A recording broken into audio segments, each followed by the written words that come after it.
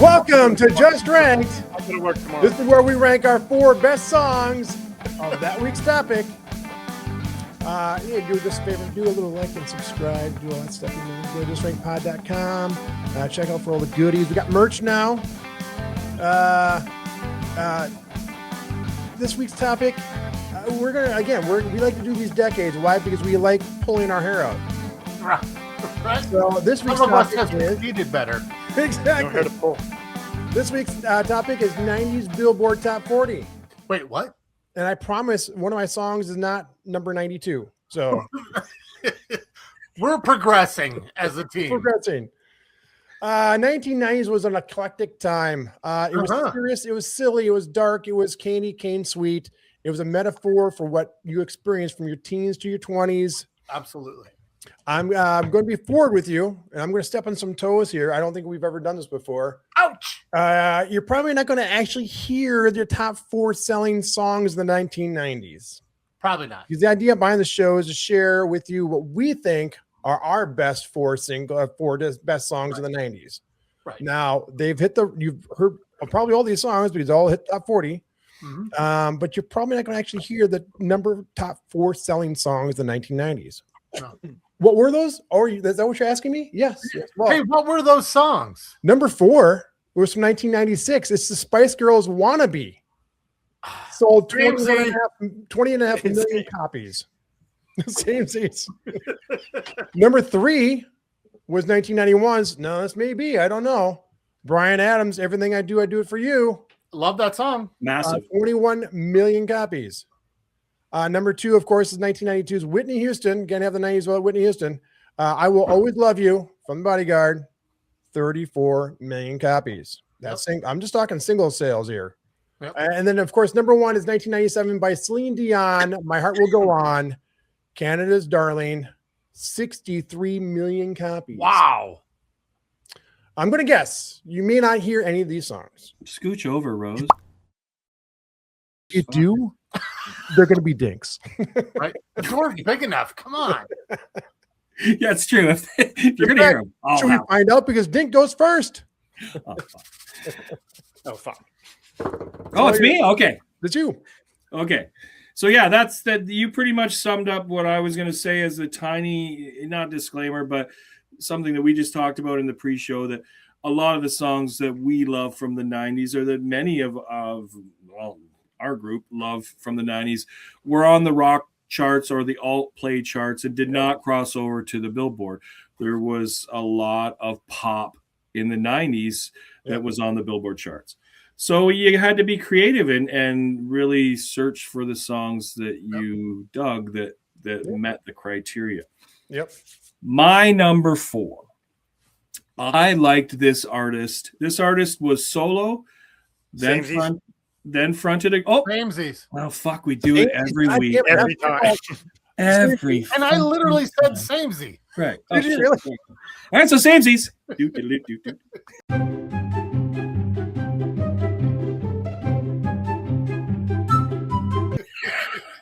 After 61 shows, you think we'd have it down by now? Right. I think I said this last time. We do. This is our thing.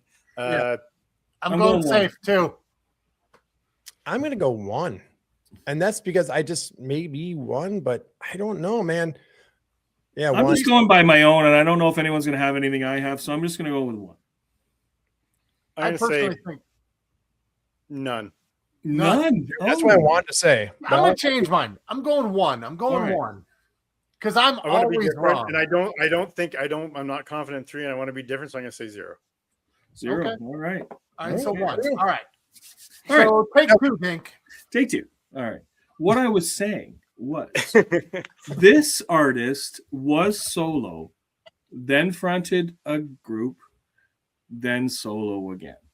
I liked this artist in the late 80s solo because my younger cousin was a b-boy and listened to hip-hop and rap.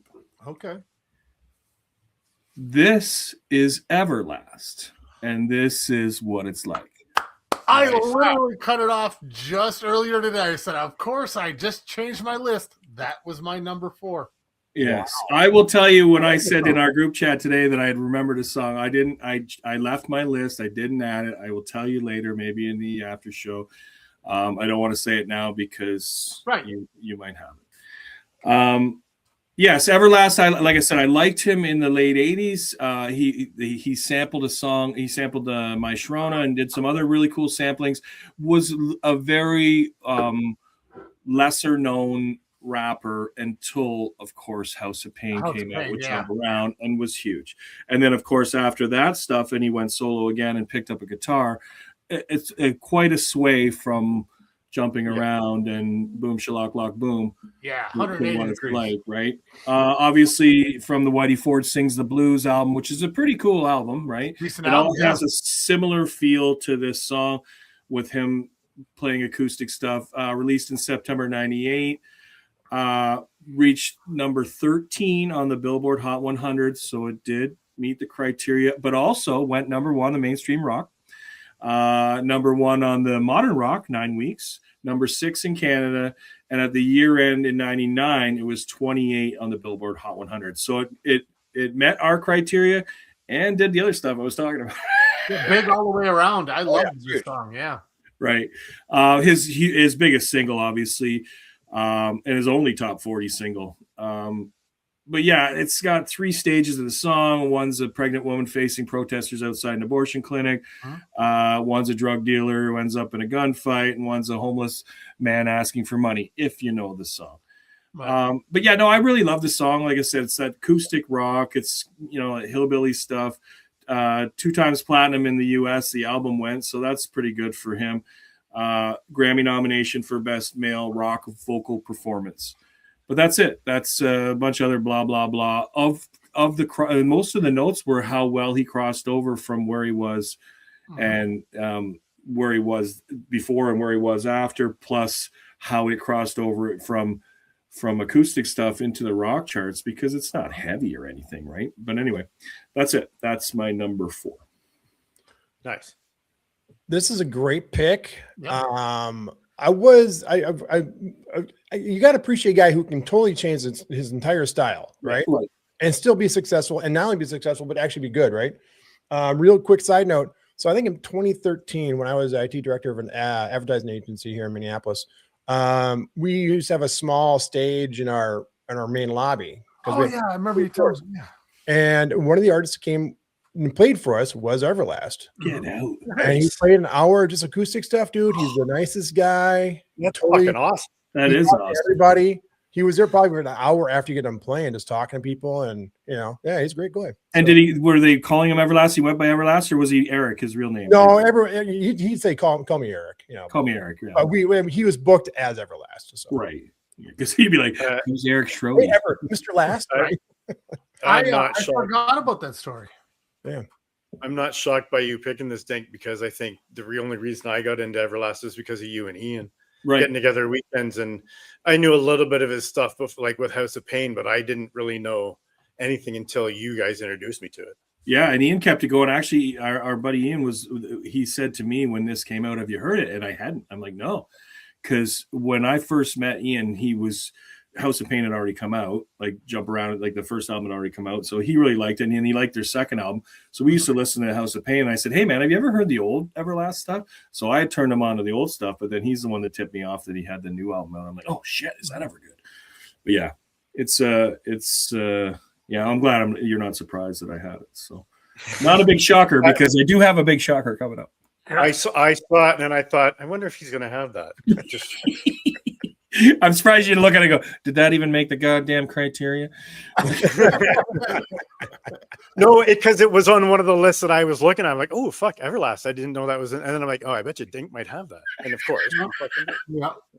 Isn't it funny how we think about that, or it crosses our minds all the time? And so this, my number 3, you guys crossed my mind with number 3. Real quick, just one note about that song. I love how the guitar tone isn't fantastic. In fact, it's kind of tinny.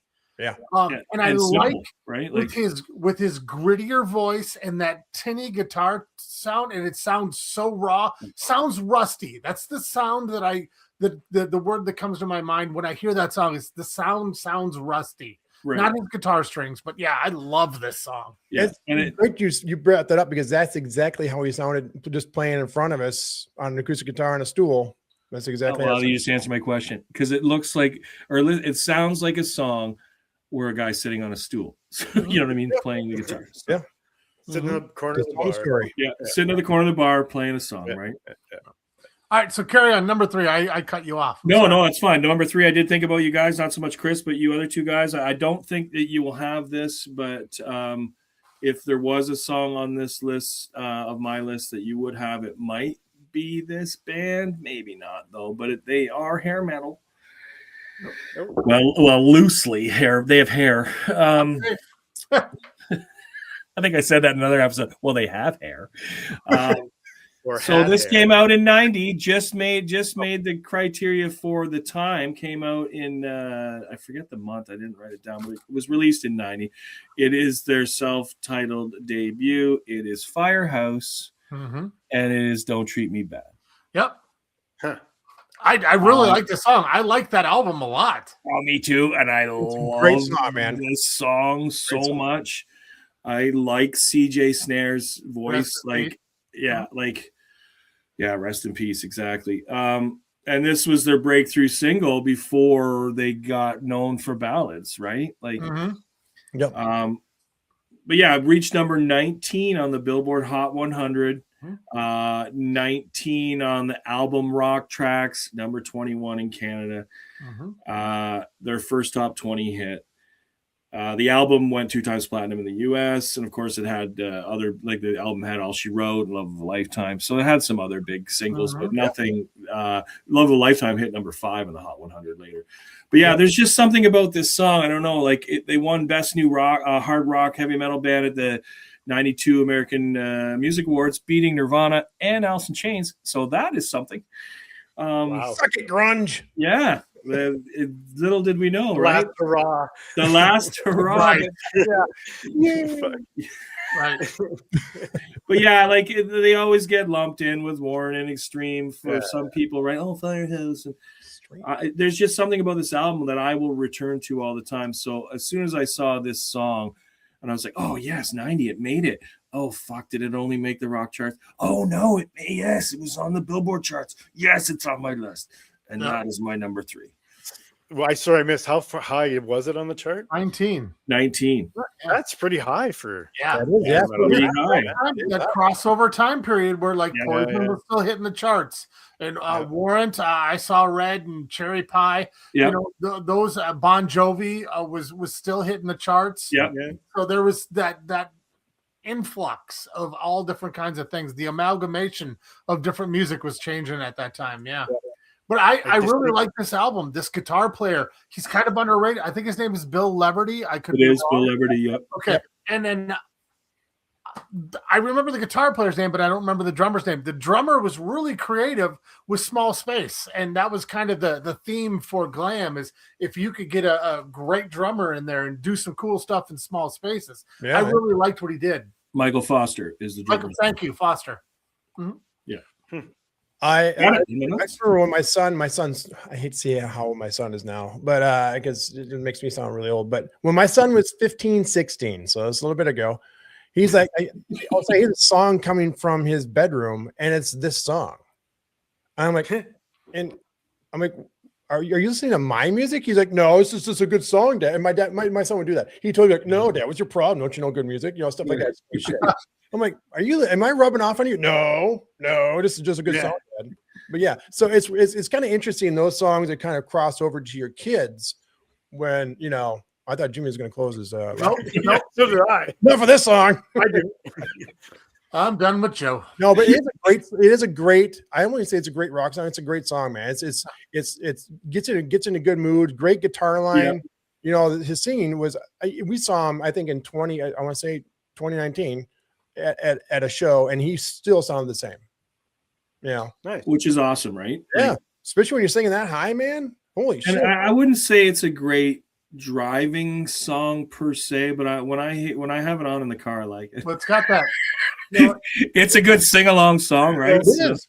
Yeah, I think it's a good song, And for whatever reason, I mean, no disrespect, Firehouse is one of those bands I forget about until it's brought up or I hear them. I just was never the biggest fan of them. Right. However, I do have a distinct memory of getting their cassette, this album, in one of the Columbia House orders. So, it was a Columbia House jam. Yeah. I remember opening the box and having this. So you paid 1/20th of 1 cent for that album. Right. Firehouse. Nice. I paid. Yeah, you paid for the stamp, Joe. Right. Yeah. You bill me, fucker. My parents paid for the stamp. Nice pick, man. Nice pick. All right, so I don't think no one. If anyone has it, it'd be Chris, but I don't think he's gonna have. This is a dance song, so my number 2 is Robin S. "Show Me Love." Banger, a huge dance song released in '93, which was an actual re-release.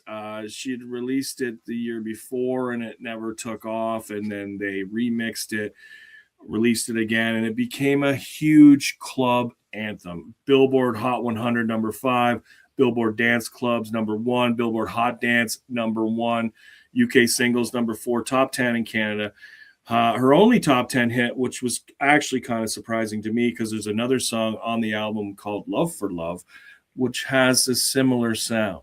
Now, that similar sound is a famous dance sound. One of the most recognizable things about the song.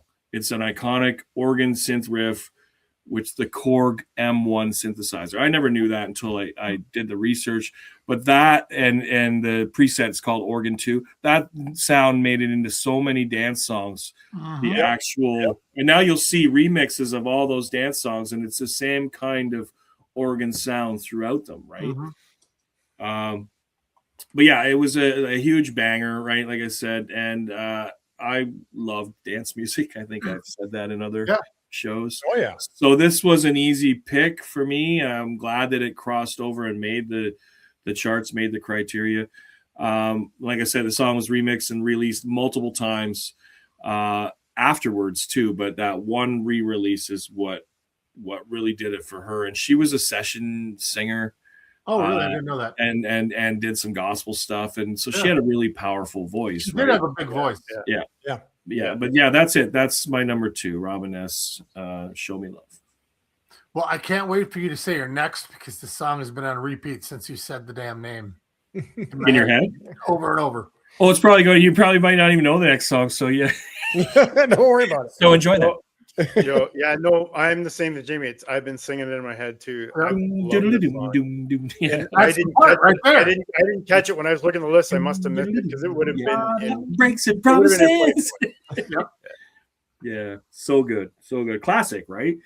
And now, if you were to play any classic '90s, it would be in the top 5. If I would think if somebody said, "Give me 5 dance songs that represent the '90s," this has got to be in it. I think.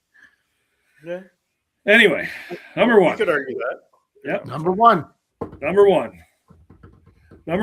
The song came out in 1992. It was produced by Emilio Estefan. I thought you were going to say Estevez. So did I. It's the Mighty Ducks theme. No, Emilio Estefan is Gloria's husband. Yeah, husband, yep.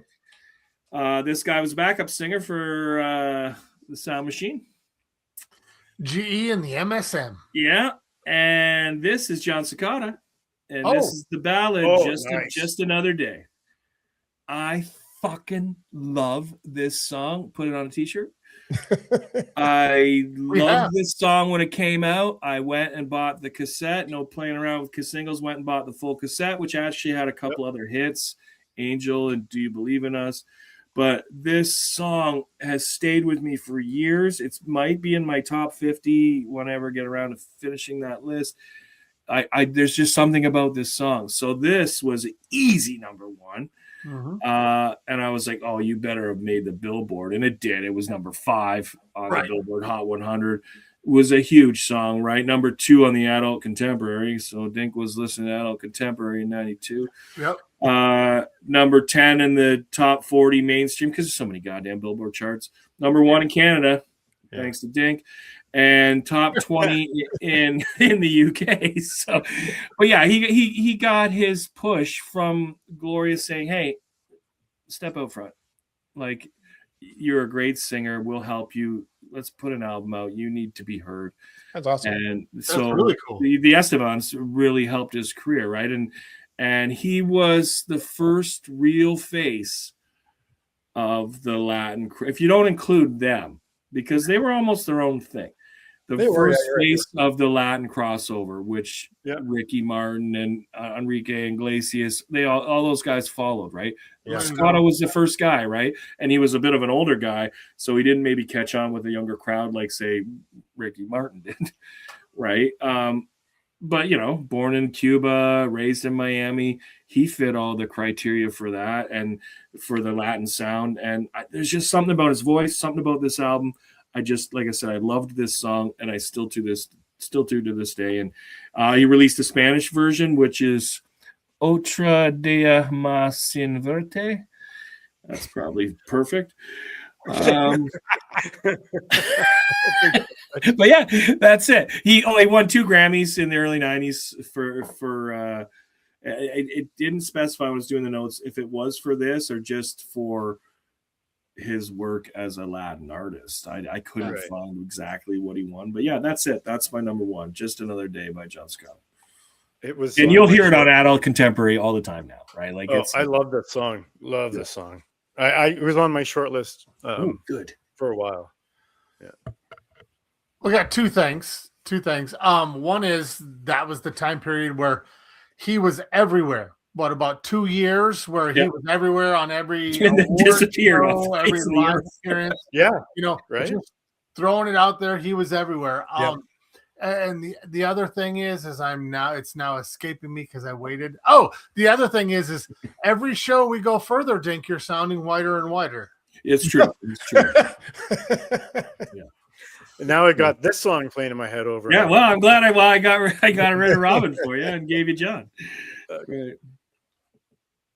Well, that's a good list, man. Yeah, that's it. That's my list. I'll pass it off to you, Jimmy, and let's see what you got. See if you have any Latin crossovers that I can butcher the names. All right. So, as Dink said, I had the same problem because there were songs that I wanted to shoehorn in there and find a way to make it happen, and I just couldn't because there was such a big difference between mainstream rock and mainstream top 40. I went with what I thought are the top 4 best. So, I mean, there's a bit of a theme with mine. I reached out to all 4 artists. Okay. So, just one. Did John Cicada get back to you? He did not. He did not. So, my number 4 is a really annoying song, but I fucking love this drum beat and the sound of his snare, and that sound of that snare became kind of a 90s sound. And I'm just looking up to see if the last second came in. No response. Did not. So, God damn it. So, all right, I have a hard time admitting this out loud. This is going to be kind of a theme with this list. It's the Spin Doctors. It's Two Princes. No. I liked the song at the time. I loved it at the time, and I can't stand it now. I had the album. I did too. Me too. I swear to God, that song came on randomly on my channel on Apple Music like 2 months ago, and I turned it off. Yeah. Oh yeah. But again, I skip it now too. Right? It's one of those songs I'm just sick of. You're right. It's a very good song for what it does. So yeah. Just it really comes down to this drummer, Aaron Comas. I did reach out drum right at the beginning. Yeah, I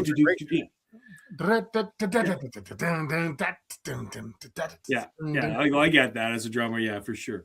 And it spent 7 weeks at number 1. Yeah, it's huge. In 1991. The song itself, for me, musically, I was really kind of hitting my stride musically and kind of starting to make a name for myself in Minneapolis and whatnot. And this is one of those sounds that it just really impressed me drum wise, and I just couldn't get enough of that album. Anything after that, I didn't care for anymore. But just that whole sound, that's really what it is. VH1 called it number 41 of the 100 greatest songs of 1990 or of the 90s. Blender said number 21 of the 50 worst songs of the 90s.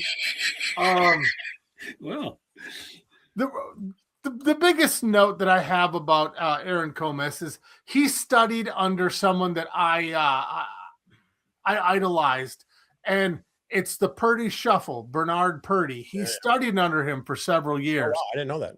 And it's really, really apparent when you listen to a lot of the ghost notes and the shuffles that he's playing under a standard 4/4 rock meter. And I love it. That's my song, Two Princes Spin Doctors, off of Pocket Full of Kryptonite, if you guys did not know. Oh, I knew. I knew. Huge. It was huge, though. You're right. It was massive. And I was into it. And I went and saw them in concert. I saw them really? I saw them at Kingswood Music Theater, Canada's Wonderland. And they were very low energy and uninspiring live. Really? Yeah. And that's where I kind of lost it. And that might be the first time you've said that with all your live shows. They were uninspiring. They were. And I don't remember the drummer, and I don't really remember the music. I remember the lead singer after every song would do a little twirl and bow after every song, and it was just very little pirouette. That was weird. And the crowd never cheering, but like politely golf clap. Yeah, golf clap. Right? Yeah. You know, sometimes when you see a band, you can kind of envision what they smell like. Patchouli. Oh yeah, totally. There's a smell of incense in the air. Yes, absolutely. Yeah, incense. Yes. No. Did I tell you, Jimmy? I'm sorry, guys. Sidetrack here. That my bass player, you guys know this. My bass player, Jared, wanted to play this song in our set, and I believe it. It's a cool bass line. You heard what kind of band we were. We weren't happy. We weren't happy music. Right. Not fit our stuff. We're like, what? Right. No. And Jared wasn't a happy You're not allowed to person. smile during one of our songs. What are you talking about? Well, that's what I was going to ask you, Jimmy. Did you take it to your bandmates and say, "We Never need to play this"? No. I didn't want to be ostracized. Come on. No, I can say that this is a great pick because of the criteria. And this was probably close to John Secada. I fucking loved this song. I killed this song for myself, and then the radio killed it. And I'm like, I don't ever think I want to ever hear this song again. Yeah. But I really, really liked it, and I totally get where you're coming from. But yeah, I turn it off now. I hadn't heard this song. Good pick for you, for sure. I hadn't heard the song like in 12 years, and it came on Sirius the other day. I was like, oh, I can enjoy this again. There you go. I just think too, for a pop album, it's essentially what it is, right? There's actually a few album tracks of the day at the time I remember really liking too. So yeah. Mm-hmm. Well, Little Can't Be Wrong's on the same album, right? Yeah. That's the other single. Yep. Yeah. Yep. And there was the two. I remember. I'm not as quick to turn that one off as I am. Yeah, I let that one play. Actually, been a whole lot easier since the bitch left town. Yeah. So I don't hate the band completely. Like, right, just less pirouettes. I do not want to hear that song ever again, though. Yeah, in all fairness. But no, I get it. It does totally fit for tonight. Fits the bill. It was huge. It was massive. Massive. Right. All right. So I'm going to move on. And you guys, you viewers and listeners, you can send all your hate mail to jameskdillon@aol.com. Also at NetZero. You got more mail. You've got mail. Oh wait, it's more bullshit. It's Meg Ryan. It's Meg Ryan again. Oh, real quick, the charts: number 1 in Iceland, number 2 in the Dutch charts, number 2 Canada top, and 7 weeks at number 1. So okay, so number 3, you touched on it with your last pick. There was a huge Latin explosion. And yes, I'm fucking talking about Ricky Martin, Livin' La Vida Loca. Wow. I adore this song. I made fun of it to no end when it came out. But if you listen to it now, it's got a ska feel to it. It's got the big horn section to it. Just surf music. There's kind of a Dick Dale kind of guitar line in it. Going back and rediscovering the song, I actually love this song. Desmond Child co-wrote it. I don't know if you guys knew I did that. not know that. No. Yeah. He wanted to go from the Scorpions and Kiss and some other other bands. He wanted to try his hand at pop music, and it fucking killed it. In fact, this was 7 weeks at number 1 in 1999 as well. Let's see. Number 1 on the charts, including 20. It was number 1 on 26 different charts, including Canada, US, 20 top 10 charts. Oh, that's nice. It was Billboard listed it as one of the best Latin songs of all time. Elle magazine listed it the best pop song of the 1990s. Wow. Wow. In the late 90s, Latin music, Latin crossover was dominating the charts. Yep. And shortly before this came out, Santana had Supernatural. Yep. That was huge. And that was just a huge Latin, obviously infused album as well. It forced the music industry to kind of realize that, hey, there is music in other spaces outside of our arrogance of America. And What? No. And it proved well. I mean, it brought in a lot of different acts, and it infused. You can still hear to this day. We talked about it with Madonna, the Latin influences. Yeah. And Janet Jackson had some Latin influences. These are 2 other shows that we've done. Go back and check those out. But now those Latin are popular. Yeah, they're everywhere. It's mainstream. Right? Mainstream. Yeah, mainstream.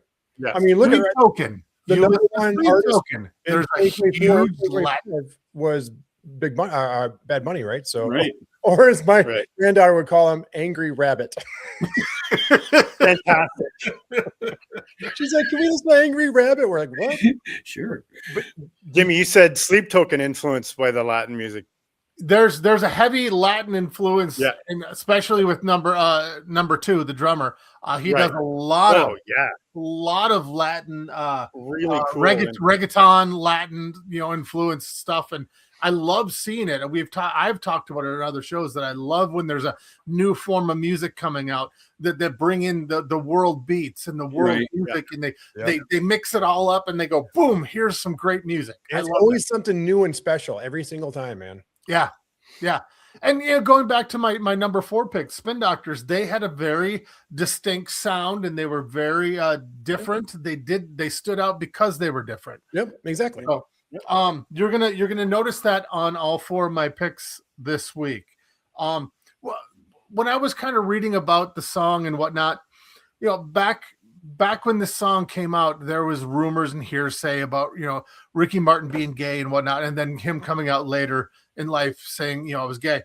The reason this song was basically written was a outlet for him because he had to hide his true self, and he had to even kind of dumb down his dancing and his sexuality and all that stuff. So this was a big response to his internal combustion, his internal fight with this, because he kind of had to live in the closet with this and being a huge pop star. So I commend, cheers to him. I commend him on that. That's amazing.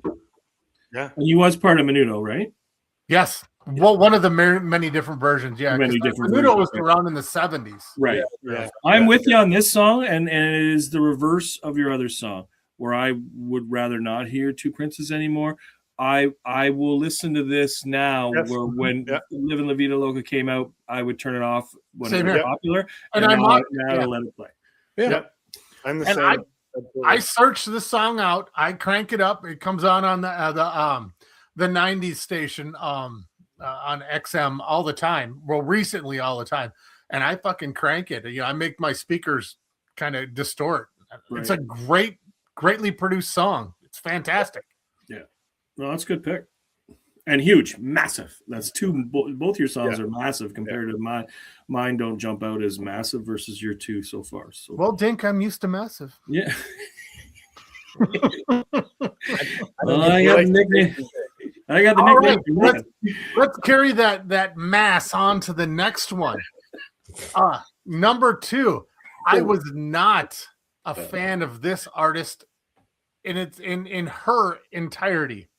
Wow. Initially was CanCon, broke the world records left and right as in the American charts. And And this was different than the other hits that she had. This was more sedate. This was droning, and that's what drew me in. And I'm talking about Alanis Morissette, if you haven't figured that out. Yeah. And it is Uninvited. Great. I love it. I'm drawn to songs that kind of drone. There's 4 notes on the piano that kind of are repetitive, and that kind of grabs me a lot. And she relaxes how she sings, because one of the things that people don't like about her is how she like enunciates and how her sings. Her voice. Love it. No, I'm just saying that's one of the people. I know. It is a knock against her for sure. Yeah, it's very unique. Yeah.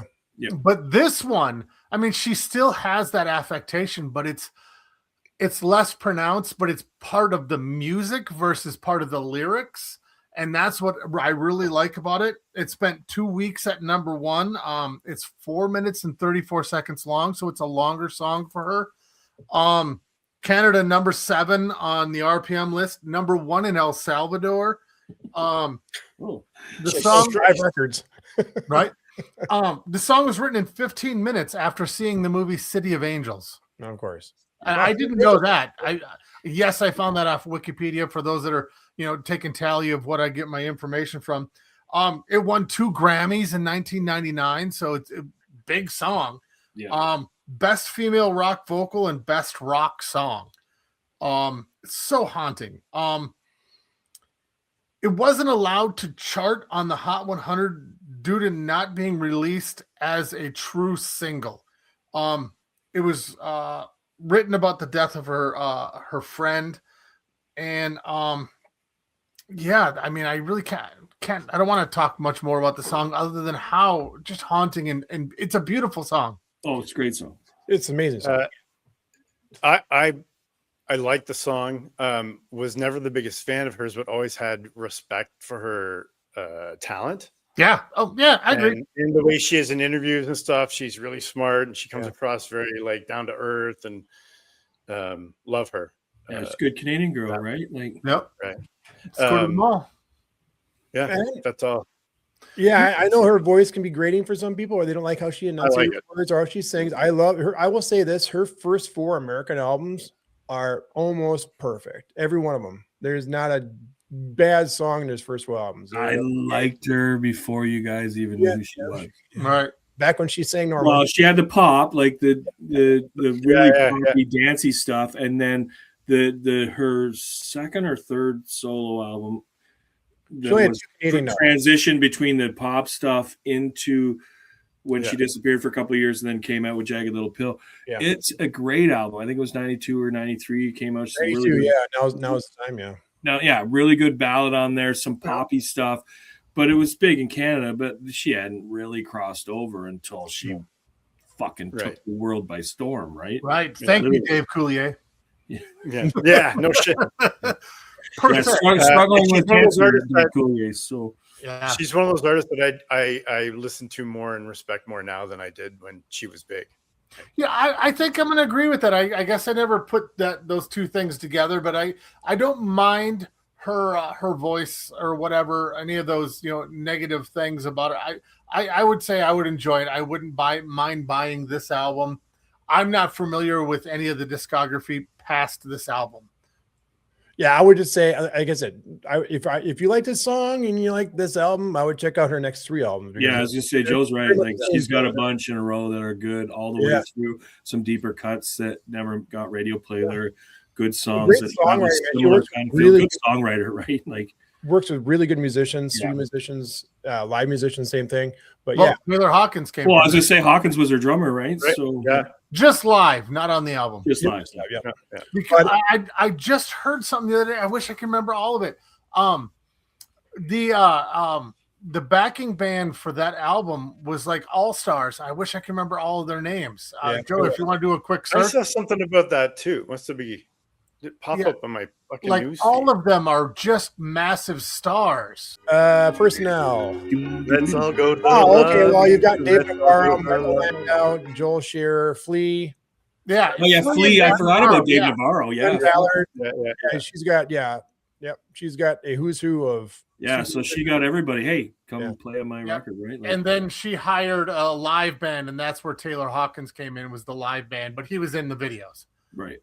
But yeah, that's just a who's who of just world beaters of music. Yeah, I would strongly recommend her documentary if you I haven't was seen just going to say that. I've seen it. it. Yeah, it's so really good. good. Really So good. Yeah. As well as documentaries too that don't paint everything pretty, you know. Right. She's very honest in everything. She's very honest, right? And you come out after watching, you like her more, right? Like, Yeah. She seems very sweet. Yeah. So all right, Good on on to that number girl. one. On to number one. This may or may not shock you. I don't know. Let's see. I saw this reunited band 2 years ago with my wife at Summerfest, and it was an amazing show. It was fantastic. 3 of 4 of them were singing that night. The other lady chose to not join, and that is, of course, In Vogue, and It's Never Gonna Get It, which is nice. my lovin', Never Gonna Get It. Yeah, good song, man. This song is just fucking such a killer. Great production. Their voices are on spot. Oh, And it's Maxine and Dawn are the 2 leads on this song. And my they're the wife 2 loves best the song. voices, in my opinion. But Yeah. Yeah.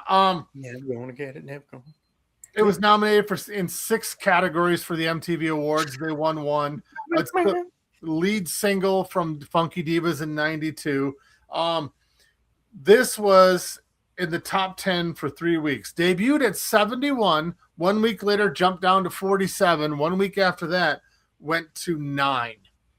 So that song just exploded. I think Chris did that, or gave that those kind of notes for another song he was talking about. How cool and how quick it progressed. Number 2, U.S. Billboard Hot 100. Number 10 in the Dutch. Number 10 in Ireland. Number 10 in Canada. only 10 here. VH1 ranked it number 43 of its list of 100 greatest songs from the 90s.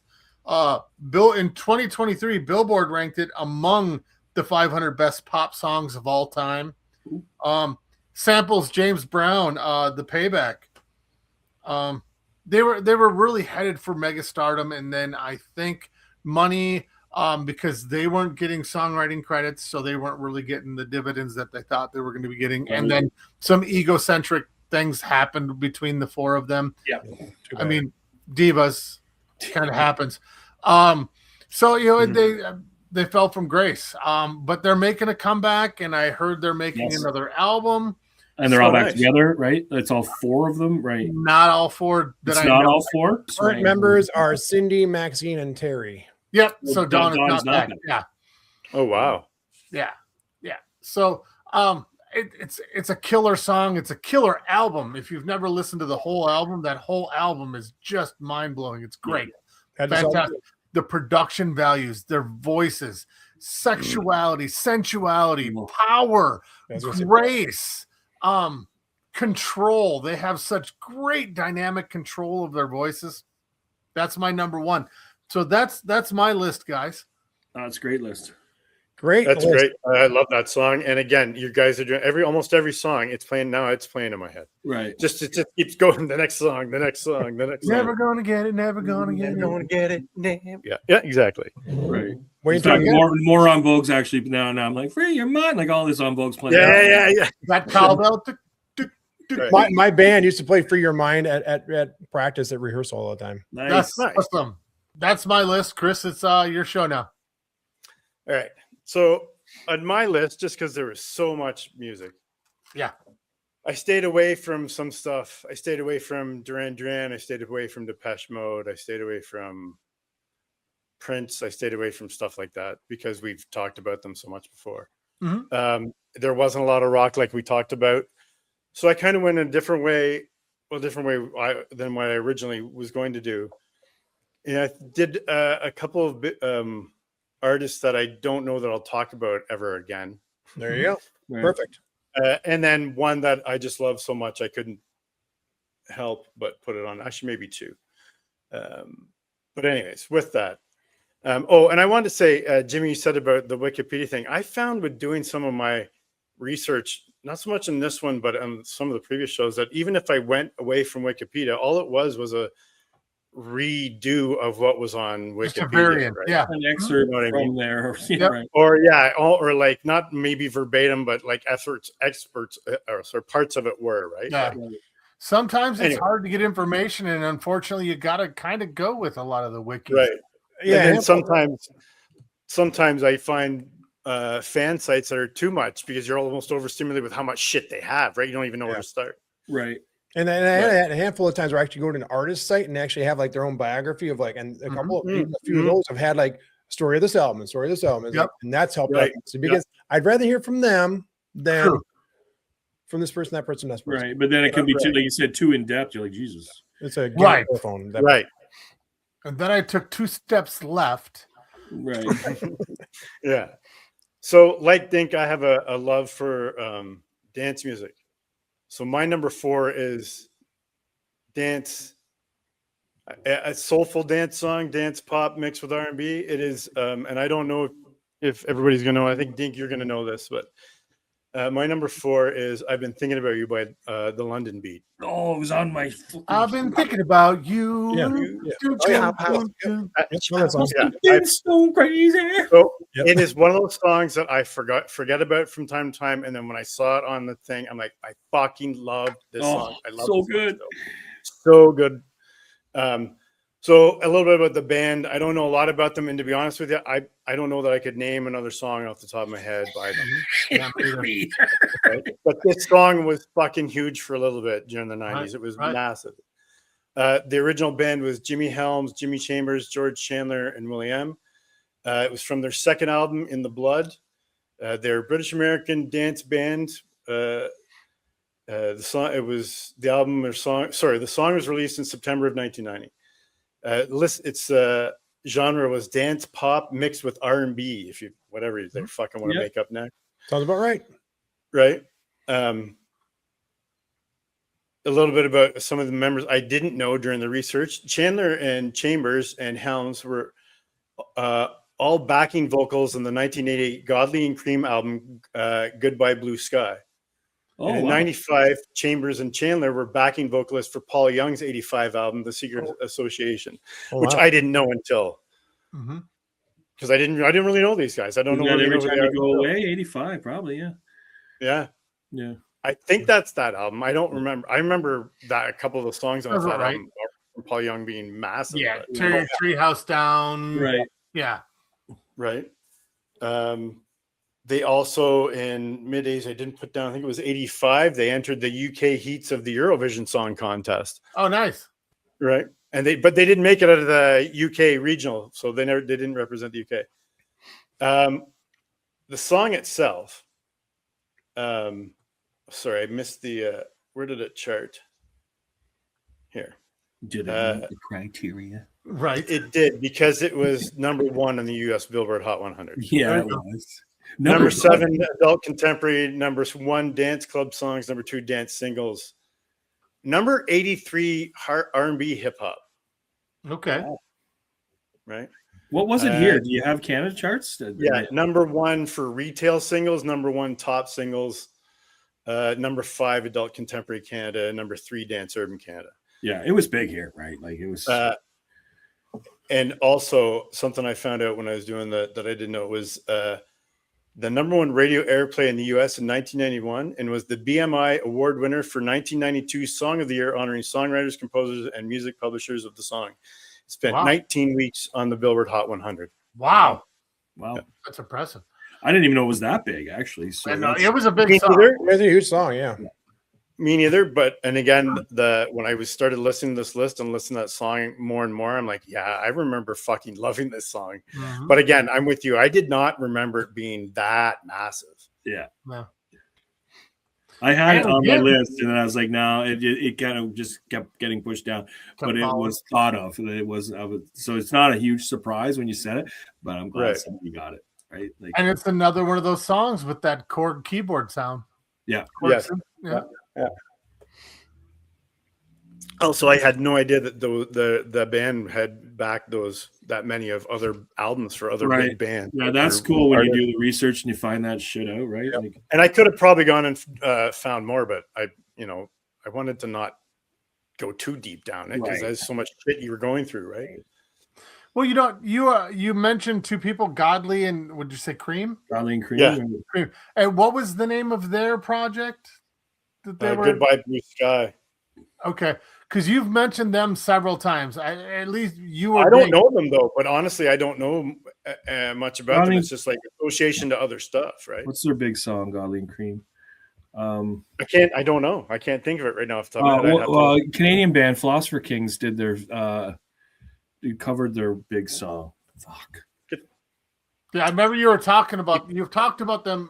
One of you two has brought them up a couple times. So anyway, maybe I can. Oh, damn it! Well, carry on. Nice pick. All right. Cry. You make me wanna cry. Oh yeah. All right. Number 3. Sorry. Number 3, again, a song that I kind of forgot about. And then when I started looking at the list and I saw this was on it and listened to it, I'm like, fuck, I remember listening to the song in the middle of fucking Redneck, Ontario with 3 other redneck or fucking guys that would never listen to this type of music, you would think. But it's Fantastic Voyage by Coolio. Oh, yeah. Oh, yeah. Fucking remember this song being big, driving around with 3 other fucking whitest guys you've ever fucking seen with no fucking reason to listen to. Loving this fucking song.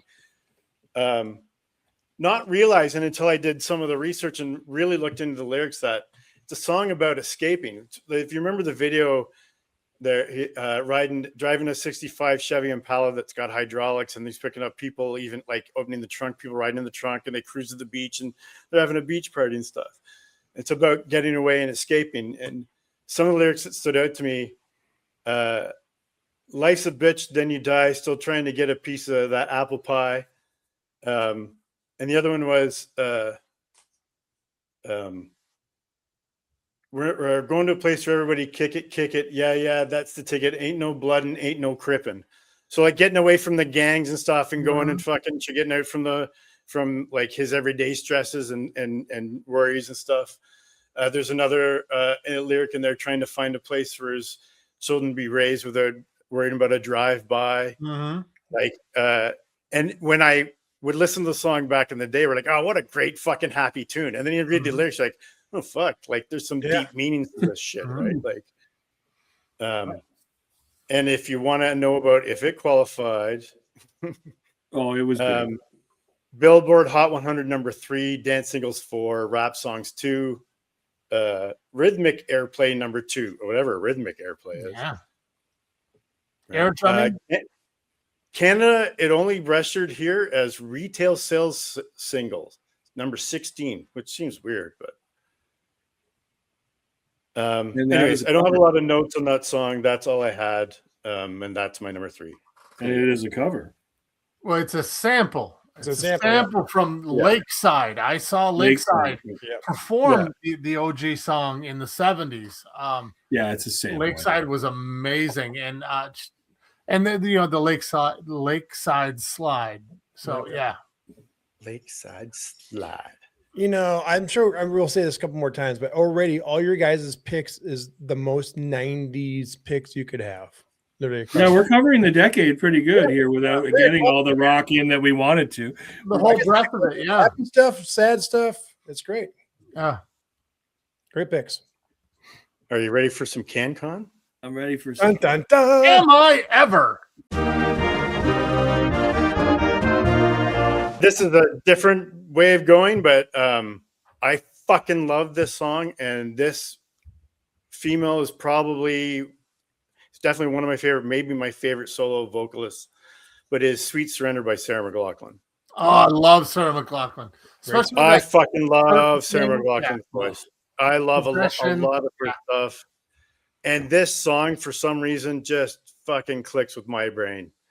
Goose pimples from the first time I heard it. Yeah. Second single from the fourth studio album, Servicing, released 15th July 1997. The album was released in 15th July 97. The song was released later that year. The album was released to coincide with the start of the Lilith Fair tour, which was massive. Yep. And if you haven't seen the documentary, it's absolutely great. Oh, I don't think it's fucking fantastic. And the last time I checked, I think it was free on YouTube here. Oh, I believe I saw it on Hulu. Yeah, I think it's on Hulu. Yeah, I think it's a CBC one, and most of the CBC ones are free in Canada on YouTube because the Blue Rodeo one was on there for that, right? And the CFNY one was on there for that. There's something about the music and her voice I find hauntingly beautiful in this song. It's just fucking fantastic. Like I said, I think she might be my favorite solo artist. And I liked other songs from the album. Like Angel definitely charted higher, and it was a great song. But this was definitely my favorite song from this album. And I don't know if we're gonna do a Sarah McLachlan list, but it's gonna be in there. Building a Mystery might have charted higher too. Like it's the same album, right? Yeah, I think it might have. Yeah. And I like that. Again, I like that song, but it was a little bit more overplayed for me. Yeah, it's overkill. Right? But like I said, there's something to this song and just fucking. Her voice. Also, she's a favorite of like a lot of electronic music and DJs doing like Above and Beyond have used her music. Tiesto did a copy of this. That fucking, it charted in 2001. His electronic on Billboard Dance Club. Yeah, Tiesto did a possession one. It was number 6 on in 2001. Yeah. It peaked at 28 on the US Billboard Hot 100 in early 98, and the song remained on the chart for 12 weeks. Wow. She was everywhere then. Oh, right? Yeah. And for us Canadians, like, and rightfully so, she's fucking amazing. She's amazing, right? And if she hadn't have really broke yet, and she probably had from fumbling, but like us Canadians knew her, right? But then with Lilith Fair and this album, I'm like, holy fuck, she's everywhere. Yeah, well, it used to be like, you like Sarah? I like Sarah. You like Sarah? I like Sarah. She was on the cover of Time magazine. Yeah. I had first heard her. I was in the Burnsville Mall, and Possession came on because they used to play videos while you were shopping. And I'm like, I stopped and I listened because there was because that was more of a dancey song than the normal singer-songwriter stuff from the rest of the album. And her drummer, I believe, she was in a relationship with. I could be wrong. Okay. Yep. There's some really interesting beats on that album that you wouldn't think of a singer-songwriter having that kind of, again, there's some Latin beats on that. Yeah. Yeah. Oh, she's so good. I'm kind of mad at her though. Like we were supposed to see her 3 years ago, just after COVID, 3 years ago here in town, and she canceled because she wasn't well, and we got her money back, but then she rescheduled like a year and a half later, or last year maybe even. Kay's like, do you want to go to that thing we were going to go to with Sarah? I'm like, no, I'm still mad. Well, I mean, the good thing is if she ever does get sick, she could just re-release Angel. And there you go. Yeah. We talk about not wanting to regret stuff. I regret. She was playing in Toronto once on my birthday, and the girlfriend I had at the time said, do you want to go? I'm like, nah. I don't know why I fucking said no. Right. I'm an idiot. I don't know what the fuck I was thinking. Right. Well, it's like two buddies here in town. They went because they also had tickets to the first one because we talked about it in my backyard. And they're like, oh, we're going again. Are you not going again? I'm like, well, if they had just reissued the tickets, I would have went. But no, since we got our money back, no, I'm not going. And then they went, and they're like, oh, you should have went, man. It's so good. I was like, yeah. It was fucking awesome. Oh, I remember buying like you coming to Aurelia. I remember we used to go to this fucking place that had buy those bootlegs and buying bootleg live versions or acoustic versions of her shit, and it was just amazing. That stuff you weren't supposed to be able to buy in record stores, right? Oh yeah, yeah.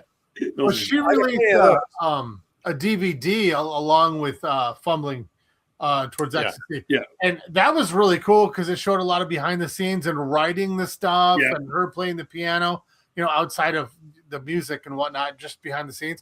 And I was kind of enthralled with this album. This was one of those guilty pleasures that wasn't in my spectrum of music listening at the time, but it caught me off guard and it grabbed me hard. Yeah. like a lot of the music, it was influenced by like women in my life, girlfriends and friends that would listen to this and Tori Amos and stuff. And I would just like by osmosis fucking got to be fans like that. Yeah. Exactly the same. My high school girlfriend liked her first couple albums when she wasn't big, but she was big in Canada, right? Into the Fire, like all that shit, right? In terms of endearment. And then when Katie and I met and we were just friends, and she's like, "Do you like Sarah McLachlan?" I said, "I do like Sarah McLachlan." She's like, "Holy shit!" And so we kind of hit it off. Because she loves Sarah. She's still mad though too. So yeah. Did you write a thank you card to Sarah? No, I did not. You should. I should. No, he just holds a grudge because yeah, she's in the black right now. Right. All right. And my number one is a band we've talked about a little bit, and I love them, and I love the singer. Well, the female singer. It is Fuji La by the Fugees. Ooh, la, la. And I don't know, we might do more on the Fugees, but I fucking love this song. I don't know how many times I'm going to say that tonight. Right.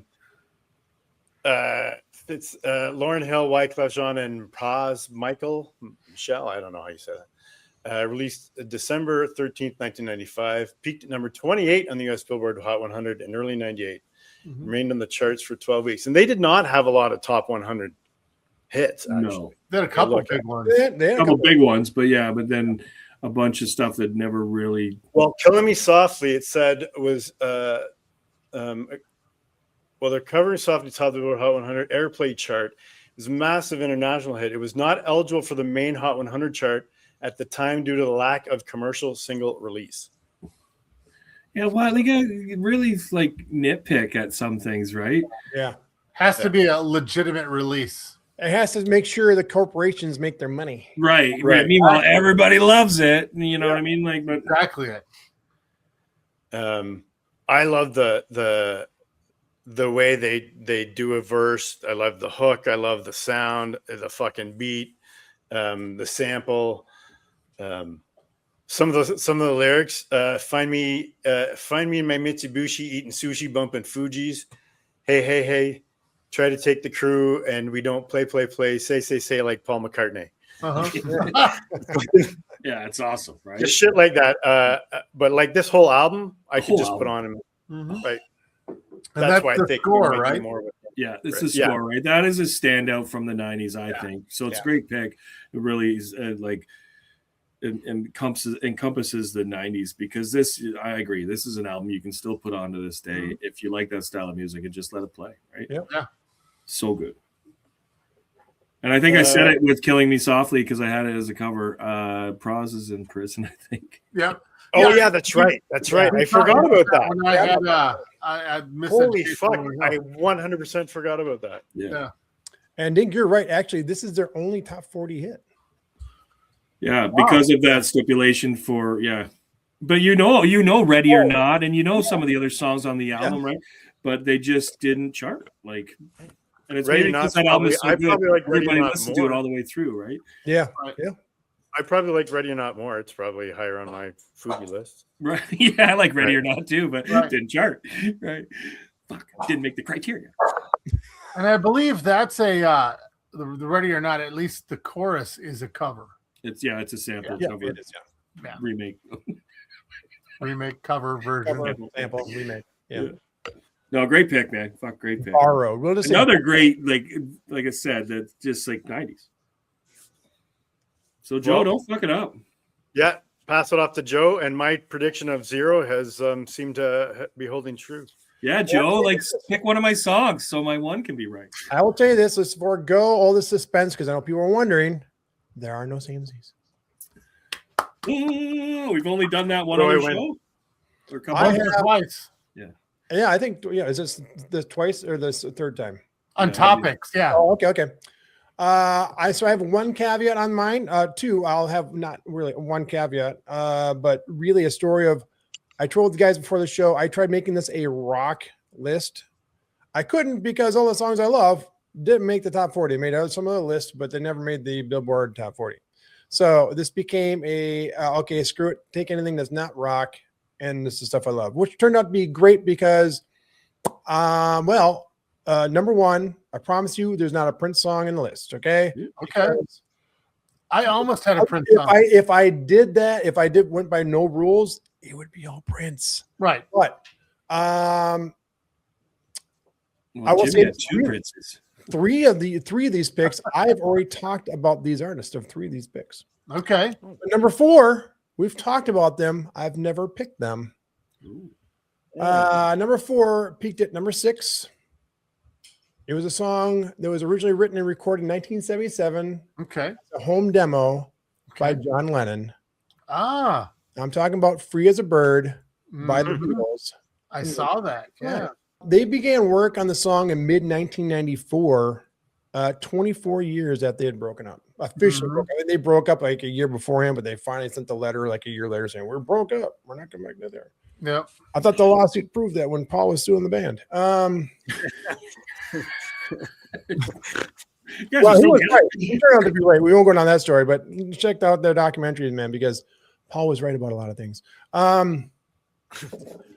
Before they settled on working on the song, they thought about writing brand new music. But they did away with that right away. The first day George Harrison said, and this is a quote, "We always had a thing between the four of us that if any of us weren't in it, we weren't going to go out as the Beatles." So already right away, they contemplated it for a day, and they said, no, we're not going to do that. But happenstance, like a week later, Yoko Ono gives them a tape of 3 songs. This is one of them. Wow. Of course, it was produced by Jeff Lynne. I'm sure you guys have watched. If you have watched, you've watched any kind of Beatles documentary. Beatles actually have a great 8-minute documentary just on this song. I've watched that 1 billion times. It's because I love everything Beatles. If there's one thing I love almost as much as Prince, is the Beatles. I will say this. So the song was produced by Jeff Lynne. If you know Jeff Lynne's music, it sounds like it's very Beatles-esque, correct? So it's perfect producer. I know he produced George Harrison's Cloud 9. He's done a bunch of other stuff, but Blueberries. Yeah, it's a quintessential Beatles song where you hear John's parts, right? And then at some point you hear the part that Paul writes. It's almost like a cut, right? It's like, okay, this is John's part. No, this is Paul's part. 2 different styles. It's great. I love it. And of course, you get that drum beat and drum sound only Ringo can have. Yep. Because Jimmy, I know how you feel about this one. Drums. I think drums are very much like guitar. The sound of the drums is obviously in the instrumental limit, but most of it's in the hands. Yeah, true. How that person plays, how they hit it, everything. It's their own reflex. Yep. The pullback. Yep. And of course, the song is capped off by that great solo by George Harrison. So when it came out, it was kind of controversial with some Beatle purists there, right? They're like, oh, how could you do this without John? Well, they did a pretty goddamn good job with 3 songs, right? Well, they did it with John. I mean, exactly. That's my point. They did it with John. So it's not like they did it without John. They took John's material and they just furthered it, right? As Paul McCartney said, we took it as John said, which he said has happened before in the past when they were writing music. Hey guys, here's a song. I won't be around for a few weeks, so just do what you want with it. We just took the same approach. Yeah. Actually, it's pretty cool because in 2025, Jeff Lynne remixed the song because they used AI in the original cassette and actually made the vocals better. Wow. Okay. Back in 1995, it was very crude how they had to try to separate the vocals from piano. It wasn't. I love the story of how they had to do that. Yeah, especially for the day, it's very technical, right? I mean, it's cutting edge. Nowadays, it's easily done, correct? But that's one thing that Jeff Lynne finally said, technology is finally there. We're going to completely remix the song, which you can hear, and actually is a better mix. Yeah. And AI is not all bad. Well, not all bad. I know who that was aimed at. I'll be getting a text shortly. You're right. Oh, shit. But that's my number 4. It's by the Beatles. In wow. I saw it on there and I kind of thought he might go this way. And I actually really like the song. And because a couple episodes ago, we were talking about, we ended up our after show or queued up, ended up being all about the Beatles because I watched the 9-episode documentary. And that last episode, that 9th episode, was all about those, was it 2-3 songs? Yep. And it was really cool. And they talked about what they had to do because the cassette tape that they got was kind of degraded and yeah. a little beat up and maybe mistreated, maltreated. And what they had to do to revive the song, it was just amazing. And that's the nerd in me that pulled me in. Yeah, me too at the time, because especially it's like, oh, new Beatles material, right? But also how they are at the time now, be able to be like, oh yeah, well, you just upload it to freaking some AI, right? Just separates everything. Well, back in 1995, you couldn't do that, right? Because John not only had vocals on there, he had piano as well. Yep. Was there any of Yoko's art on there? No, there's no Yoko art. 42, 18. And for me I think we talked about, I may have been on that queued up episode, Jimmy. I'm just gonna keep moving on. I was just laughing at Dink. I'm sorry. Carry on. Oh yeah, we all are. Sorry. But if you're gonna take, I don't know what my point was anymore at this point. So let's move on. Sorry, man. No worries. That's my number 3 of the Beatles. Oh, great pick. My next 3 artists I have talked about and picked one of their songs before in other shows. Go check them out. Number 3 is from 1997. Okay. It hit number 21. I'm telling you, I promise you guys, I followed all the rules this time. I did, honestly. The song is by the artist Seal. Okay. From his second album titled Seal. It's called Seal too. This is Prayer for the Dying. Okay. I've mentioned before that this album is in my top 5 of perfect albums ever made. Mm-hmm. And that means you have to love every song on the album. Right. Even the album tracks. This album is perfect. Of note, did you know Seal has 3 albums named Seal? Number 1, the second one, which this is one we call it 2, and his 4th one, which we call Seal 4, but it's technically just called Seal. He doesn't number them; they're just Seal. He has Seal 7, which is actually called 7, and then Seal 6. I forget, it has actually a title, Seal, but those 2 are actually numbered. But these 3 albums are not numbered. Just called Seal. Yep. On catalog wise, like Seal. Which one? Just titled as Seal, but everyone calls them Seal 1, 2, and 4. So, like I said, peaked at number 21. Produced by Trevor Horn. If you know Trevor Horn. Also, if you know Trevor Horn and you are a Wendy and Lisa fan, you'll know if Trevor Horn produces, odds are they're probably on the album. And Wendy and Lisa, Joe's favorite dynamic duo, is littered all over this album. They're on the song as well. And if you are as deep in their material as I am, you can hear their sound in this album. It's very prevalent. Seal said while recording was the goal of recording a voice that sounded like the goal of his recording his voice was to be reflective rather than tragic for this song, and he wanted the delivery to be have more gravity and weight to it, and not really feel light and thrown out. Thrown out there. He wanted more like a hymn, and I think he does it. And his vocal chops on this are very, very good. The drums don't push the song forward really too aggressive, but as usual in a lot of Seal production and Trevor Horn, Seal written songs, Trevor Horn productions, and Wendy and Lisa songs, the bass and chords kind of bring everything forward. In fact, if you go back a few episodes ago when I had a quick conversation with Lisa Coleman, she said of the song we talked about, she said we had the keyboard and bass keep that song moving forward, and you can. There's a theme. Not only with your music, but obviously with Trevor Horn Productions and with a lot of Seal's studio albums. So that's my number 3, "Prayer for the Dying" by Seal. Mm-hmm. I love it. It's a great pick. Jimmy, did you notice that he got in there that somebody responded to him and nobody responds to you? Right. Right. All 4 of my picks. But going back to that, 2 of them did open it, and look. There you go. That might be kind of worse. Yeah, get lost. I've reached out for other shows coming up, and I probably have 30 artists out there. We'll see. We're here for you. Keep doing it, man. Keep doing it. Why not? Someone's gonna hit. Unlike you, I haven't branched out. I just stick with her. Yeah. Once you got one on the hook, keep it, right? I'm jealous, and I want to have that story for myself. So I'm just a selfish bitch. That's fine.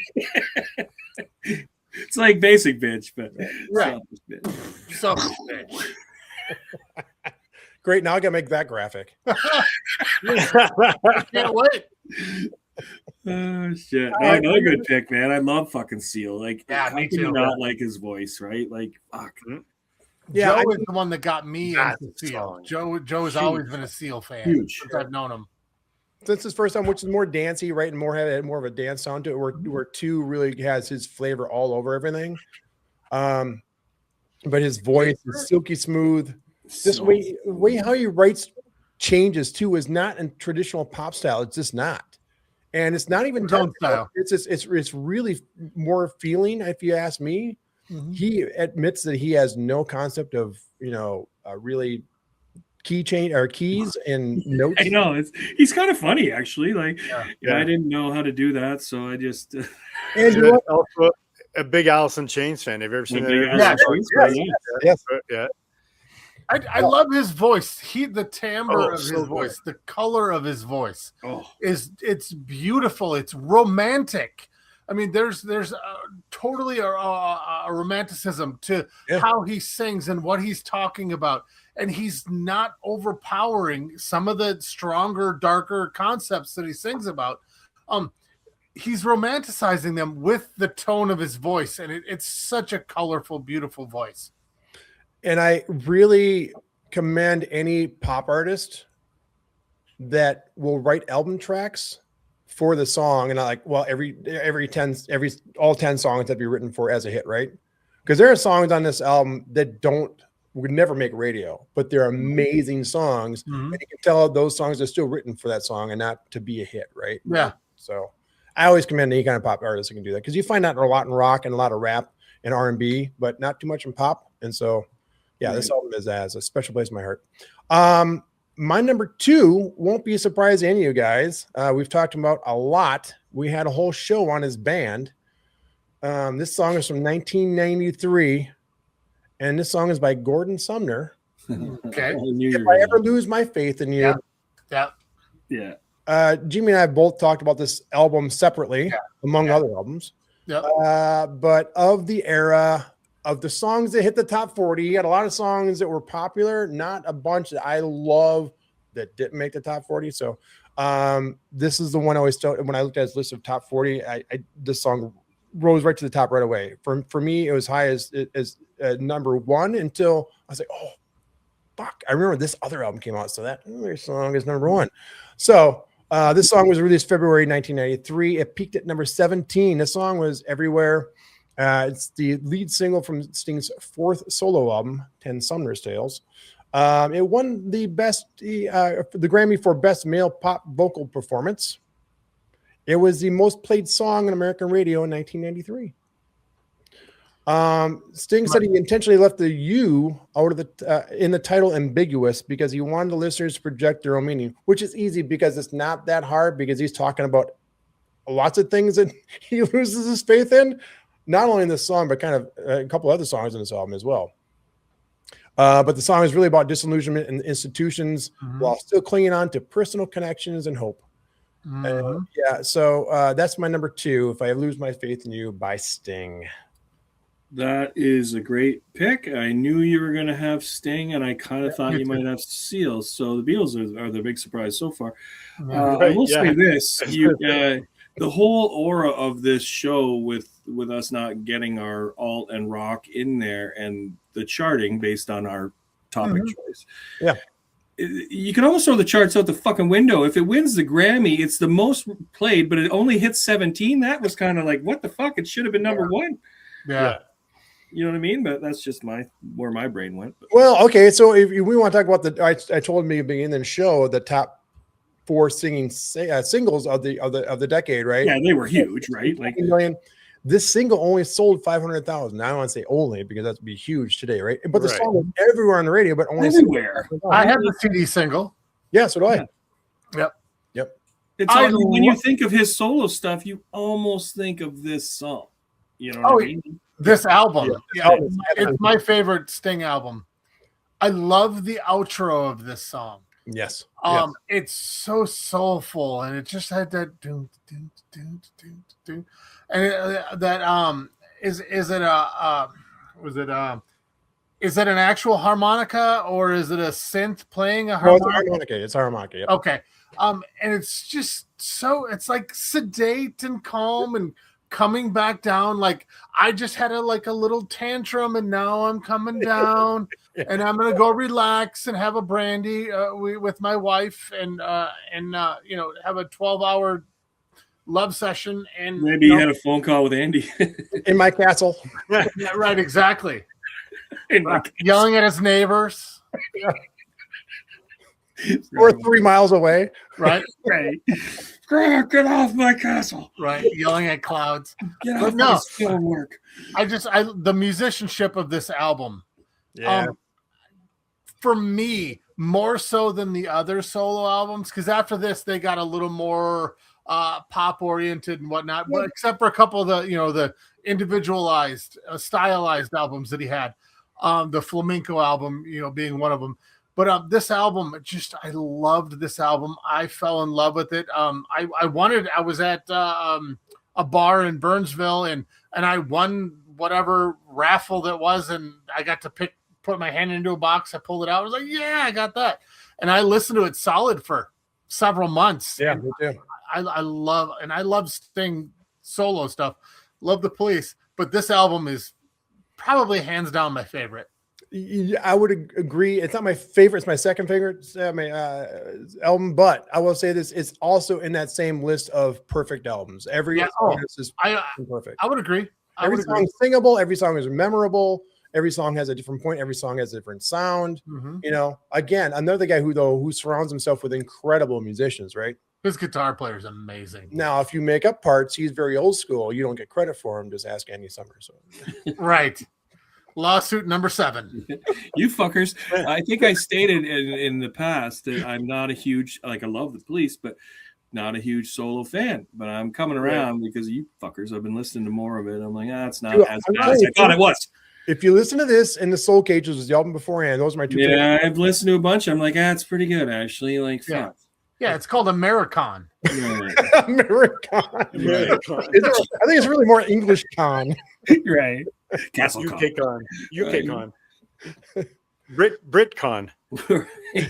BritCon. Sophistopop.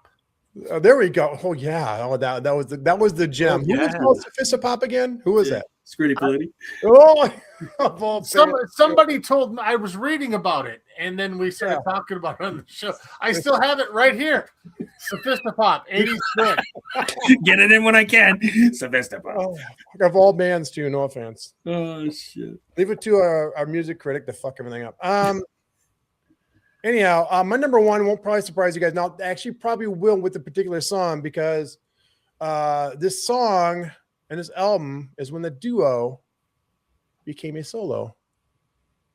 I'm, of course, talking about Tears for Fears. Wow. This is Break It Down Again from Roland's album, Elemental, from 1993. Wow. Mm-hmm. This is one of those songs, actually every song in this list, I could listen to over and over and over and over. I remember when this album came out, obviously, Kurt Smith had left. They had their outing. Everyone was mad that Roland. They assumed Roland was going to come out with his album. It was going to be a Roland album, but he used the Tears for Fears moniker. Everyone's like, "Oh, how dare he?" But the whole album still kind of really completely sounds like a Tears for Fears album. Mm-hmm. Yeah, it's a great album. It's. I hate to say that. But I don't think Kurt Smith will ever see this episode. Right. But this is a great Tears for Fears album, and when I just say the title, Break It Down Again, I just start hearing a song in my head right away. It's just so fucking good. It peaked at number 25. See, I followed the rules for all. Follow the rules. Wow, we all did. Might be a first. Right. Well, Joe, just so you know, I did reach out to Kurt Smith, and he did get back to me. Yes. He said Joe Burkle's an asshole. Yeah. Oh, I'm sorry. That was Kurt Warner. We're not going to fall for this Bo Jerkle. Tell Bo Jerkle to stop sending me messages. The lines about falling apart and needing to break it down again are about Kurt Smith and Tears for Fears and him Makes having to sense. rebuild the band. Mm-hmm. Not that it is very transparent. It's not that hard to figure out. Only this album in 1995 is Raul and the Kings of Spain, which I'm not. There's like, I probably really like half of this album. The other stuff is kind of a little bit forgettable. I think Roland tried some different stuff to try to get away from that whole Tears for Fears thing and didn't work out for me. But only this album and that album are the only albums without Christmas. So that's my number one. Tears for Fears. Break It Down Again. Wow, Love it. Nice. Like I said, if you like take all 16 of our picks, I think it kind of encompasses all the 90s pretty much. I mean, we hit on, R&B, we hit on Latin, we hit on pop, obviously, we hit on dance. It's like we hit on rock, so it's not our fault we didn't hit the top 40 that we wanted to pick. It was romantic. You're welcome for that, by the way. Well, people, do us a favor. Put down in the comments your list of your top 4 90s top 40 songs. Even if you don't have to do the research, just give us your top 40 90s songs. Who cares if they have top 40? This is just the fake rules we make up for ourselves. Yep. Do us a favor, like I said, like and subscribe. Do us a favor, Spotify really wants you to comment on the podcast. Please put comments on the podcast. Put your, give your ideas on that as well. Go to justrankpod.com and buy some merch, or just click on the links, or listen to the audio version. Who knows? My name is Joe. His name is Jimmy. His name is Dink, and his name is Chris. We are Just Ranked. We love you. So please.